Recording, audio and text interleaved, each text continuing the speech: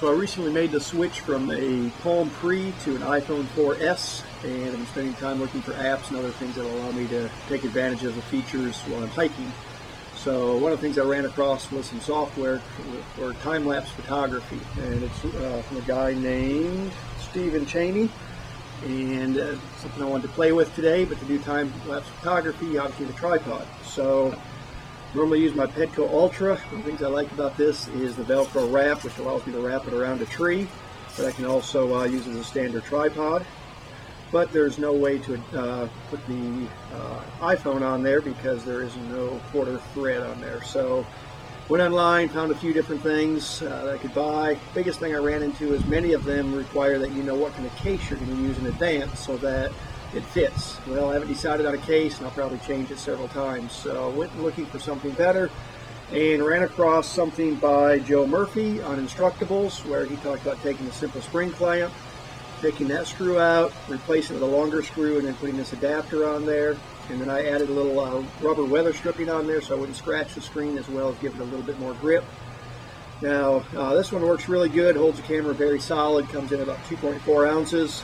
So then I tried this one right here. It's a little smaller clamp.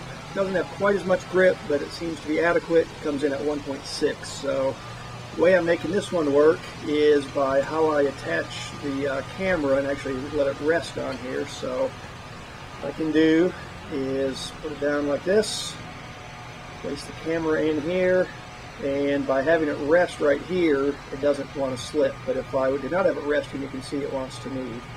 So once I got it positioned, I still have full access to all the controls, the lens is not blocked, and so forth. So with that said, I decided to put it to trial today with that time-lapse software. If you look in the background, you can see a lot of trees, not too many leaves on those trees, and the yard's fairly clean. I can tell you it didn't look that way an hour or so ago, so I set up my camera and set the adjustments on here, and that the software allows you to change the frames per minute that you're taking pictures, and then the frames per second that you're playing it back. And so I set those at 6 frames per minute to take the shot, 6 seconds per second of playback. So a 53-minute video took about 53 seconds of playback time.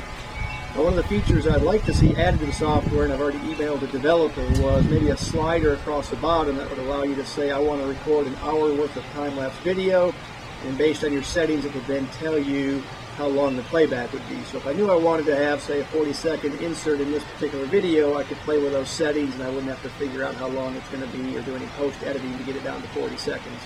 Last thing I want to do is shoot a time-lapse photography that lasts 3 minutes and people get bored watching it. So see if he responds to that if that's not an option. This particular software is free. It's ad supported. For $2 you can get a version that the ads are removed. So with that, let's take a quick look at how the video worked out.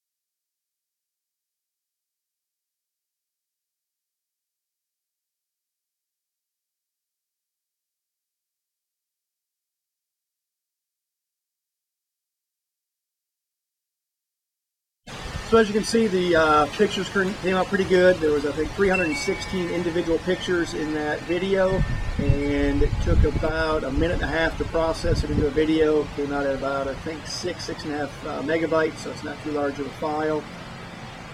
Drained the battery about at a rate of, I'd say, about 40% per hour. I had the phone in airplane mode, which is probably what I would do if I was out hiking, and I also turned off location services. Now, the one thing I didn't think to do is turn the screen brightness all the way down. The full time I was shooting the video, the screen does stay on, which I'm sure drains the battery, so I may retest it later and see if I can get that battery drained down a little bit. But figure on somewhere in the neighborhood of 40% per hour.